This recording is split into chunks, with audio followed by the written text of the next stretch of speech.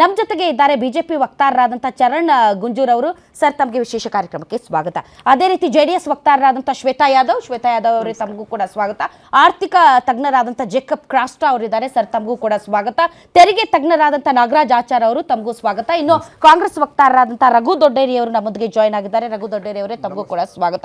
ಕ್ರಾಸ್ಟಾ sir, ಈ ಬಾರಿಯ budget ತುಂಬಾ ಇಂಪಾರ್ಟೆಂಟ್. ಯಾಕೆ ಅಂದರೆ ಹಲವಾರು ಜಾಗತಿಕ ಸವಾಲುಗಳ ನಡುವೆ, ಆರ್ಥಿಕ ಸ್ಥಿತಿಗತಿಗಳ ನಡುವೆ ಮತ್ತು ನಮ್ಮ GDP ರೇಟ್ ದರವನ್ನು ನೋಡಿದಂತಹ ಸಂದರ್ಭದಲ್ಲಿ ಇದು ತುಂಬ ಚಾಲೆಂಜಿಂಗ್. ಈ ಬಾರಿಯ ಬಜೆಟ್ ತುಂಬ ಚಾಲೆಂಜಿಂಗ್ ಬಜೆಟ್ ಅಂತ ವಿಶ್ಲೇಷಣೆ ಮಾಡಲಾಗ್ತಾ ಇದೆ.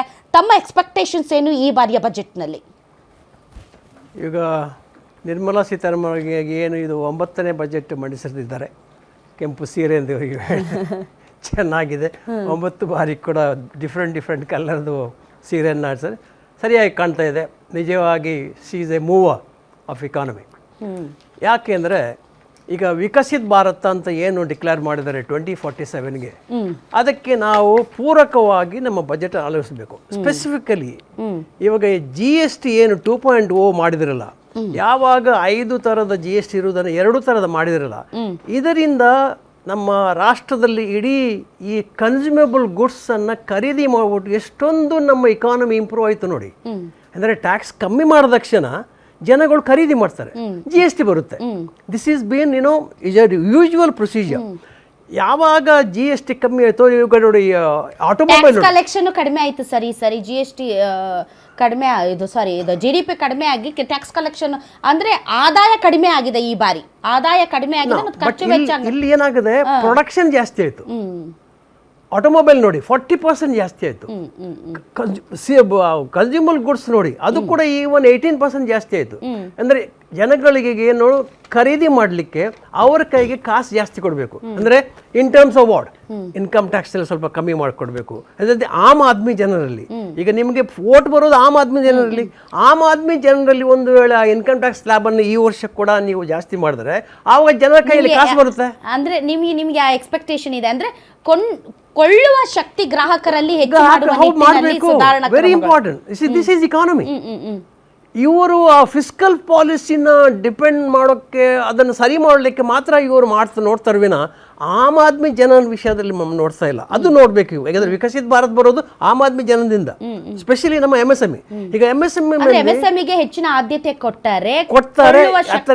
ನಾವು ಬಹಳ ವರ್ಷದಿಂದ ಕೇಳ್ತಾ ಇದ್ವಿ. ಯಾಕಂದ್ರೆ ನಮ್ಮ 6.3 MSMEಗಳಿವೆ ನಮ್ಮ ರಾಷ್ಟ್ರದಲ್ಲಿ. ಅದರಲ್ಲಿ 94% small, 5% is micro. 94% is micro, 5% is small, and 1% is medium. ಅಂದರೆ ಅಷ್ಟು ಗಾತ್ರದ 94%, 6.3ನಲ್ಲಿ ಈ ಮೈಕ್ರೋ ಯೂನಿಟ್ ಇರುವವರು ಎಷ್ಟು ಕಷ್ಟಪಡ್ತಾರೆ ಅಂದರೆ ಅವ್ರದ್ದು ಟ್ಯಾಕ್ಸ್ ಎಷ್ಟು 35% income tax, versus corporate tax is 20%. ಇದು ಯಾಕೆ ಈ ತಾರತಮ್ಯ? ಯಾಕೆ? ಅವರಿಗೂ ಕೂಡ ನೀವು ಕಮ್ಮಿ ಮಾಡಿಕೊಡಿ, 15-20% ಮಾಡಿಕೊಡಿ. ಇವಾಗ ಕಾರ್ಪೊರೇಟ್ ಟ್ಯಾಕ್ಸ್ 20% ಇರುವಾಗ ಈ ಪ್ರೊಪ್ರೈಟರ್ ಮತ್ತು ಪಾರ್ಟ್ನರ್ಶಿಪ್ಗೆ ಟ್ಯಾಕ್ಸ್ ಯಾಕೆ ಹಂಗೆ? ಇನ್ನೊಂದು, ಲೇಬರ್ ಜಾಬ್. ಮುಂಚೆ GST ಬರುವ ಮುಂಚೆ ಲೇಬರ್ ಜಾಬ್ನಲ್ಲಿ ಟ್ಯಾಕ್ಸ್ ಇರಲಿಲ್ಲ, because it is only A labour job. Additional ಏನು ಪ್ರಾಡಕ್ಟ್ ಸ್ಪೇರ್ ಪಾರ್ಟ್ ಹಾಕಿದ್ರು ಅದರಲ್ಲಿ ಟ್ಯಾಕ್ಸ್ ಕಟ್ಬಿಟ್ಟು ಒಂದು ಪ್ರಾಡಕ್ಟ್ ಹಾಕ್ಬಿಟ್ಟು ಲೇಬರ್ ಜಾಬ್ನ ಹಾಕ್ಕೊಡ್ತು, ಅದರಲ್ಲಿ ಟ್ಯಾಕ್ಸ್ ಇರಲಿಲ್ಲ. ಆದರೆ GST ಬಂದಮೇಲೆ 18% ಟ್ಯಾಕ್ಸ್ ಬಂದ್ಬಿಟ್ಟಿದೆ. ಇದರಿಂದ ಏನಾಗ್ತದೆ, ಲೇಬರ್ ಜಾಬ್ ಮಾಡೋದು ಅಂದರೆ ಪ್ರೊಪ್ರೈಟರ್ ಪಾರ್ಟ್ನರ್ಶಿಪ್ ಲೇಬರ್ ಜಾಬ್ ಮಾಡೋರು ಅಂದರೆ ಅವನು ಮೆಟೀರಿಯಲ್ ಕಳಿಸ್ತಾನೆ ಮೀಡಿಯಮ್ ಲಾರ್ಜ್ ಸ್ಕೇಲ್ ಇಂಡಸ್ಟ್ರಿ, ಇವರು ಲೇಬರ್ ಜಾಬ್ ಮಾಡಿಬಿಟ್ಟು ವಾಪಸ್ ಕಳಿಸ್ತಾನೆ. ಅದಕ್ಕೆ 18% ಟ್ಯಾಕ್ಸ್ ಅಂದರೆ ಅನ್ಯಾಯ ಅಲ್ವಾ? ಇದು ನಾವು ಬಹಳ ವರ್ಷದಿಂದ ಕೇಳ್ಕೊಂಡು ಬರ್ತಾ ಇದ್ವಿ, ಅದು ಮಾಡಿಲ್ಲ. ಸರಳೀಕರಣ ಮಾಡಿ 2.0ನಲ್ಲಿ ಮಾಡಿದಂಗೆ ಈಗ 2.5 ಮಾಡಿ, ಆವಾಗ ಅಟ್ಲೀಸ್ಟ್ ನಮಗೆ ಇಂಡಸ್ಟ್ರಿಗಳಿಗೆ ಒಳ್ಳೆದಾಗುತ್ತೆ ಅಂದ್ಬಿಟ್ಟು. ಇವಾಗ ವಿಕಸಿತ ಭಾರತ ಅಂತ ಏನು ಹೇಳ್ತಾ ಇದ್ದೀವೋ ಅದು ಕೆಲವರು ಎಕನಾಮಿಕ್ಸ್ ಹೇಳ್ತಾ ಇದ್ದಾರೆ $63 ಟ್ರಿಲಿಯನ್ ಇಕಾನಮಿ ಅಂತ.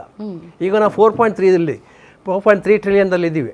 Next year we are going to cross 5. ಅಂದರೆ we are the highest GDP growth country. ಅಂದರೆ ಈಗ 7.2% ಇರುವುದು ಈಗ ಐ ಥಿಂಕ್ ಈಗ ವರ್ಲ್ಡ್ ಬ್ಯಾಂಕ್ನವರೆಲ್ಲ is going to cross double digit growth GDP ಅಂತ. ಗುಡ್. ಯಾಕಂದ್ರೆ it is a move for ವಿಕಸಿತ ಭಾರತಕ್ಕೆ. ಆದರೆ ಒಂದು ಟಾರ್ಗೆಟ್ ಇಟ್ಕೊಂಡಿದ್ರು, ಬಟ್ ಆಗಲಿಲ್ಲ ಅಷ್ಟೇ. ಅದೇ ಆಗಬೇಕು ಅದು. ಯಾಕಂದರೆ ಈಗ 7.2% ಅವರೇಜ್ ಬಂದ್ಬಿಟ್ಟಿದೆ GDP. ಈಗ ಒಂದು ಎಕನಾಮಿಕ್ ಸರ್ವೆ ಕೂಡ ಹಂಗೆ ಹೇಳಿದ್ದಾರೆ. ಅದರ ಈಗ ನೆಕ್ಸ್ಟ್ ಇಯರ್ 8% ಕ್ರಾಸ್ ಆಗುತ್ತೆ. ಸಿ ಇಟ್ ಈಸ್ ಅದು ಕ್ರೆಡಿಟ್ ಯಾರಿಗೆ ಹೋಗುತ್ತೆ? MSMEಗೆ. Because MSME are the largest producers of economy, largest producers of the employment, highest export, 43% export is come from MSME, 48% employment comes from MSME. ಇಂಥ ಒಂದು ಗಾತ್ರದಲ್ಲಿ ಇರುವ ಈ ನಮ್ಮ MSMEಗೆ ಇದು ಯಾಕೆ ಮಲತಾಯಿ ಧೋರಣೆ? ಇದನ್ನು ಸ್ವಲ್ಪ ಸರಿ ಮಾಡಿಸ್ಕೊಳ್ಳಿ, specially on the labour job and this income tax, I mean corporate ಟ್ಯಾಕ್ಸ್ಗೆ. ಆವಾಗ ಏನಾಗುತ್ತೆ, ಈ ಎಲ್ಲ ಇಂಡಸ್ಟ್ರಿಗಳು ಜಾಸ್ತಿ ಎಂಪ್ಲಾಯ್ಮೆಂಟ್ ಕೊಡ್ತವೆ. ಈಗ ನಾವು ಎಂಪ್ಲಾಯ್ಮೆಂಟ್ ಫೋಕಸ್ ಈ ಬಜೆಟ್ನಲ್ಲಿ ಕೊಡಲೇಬೇಕು ಅವರು.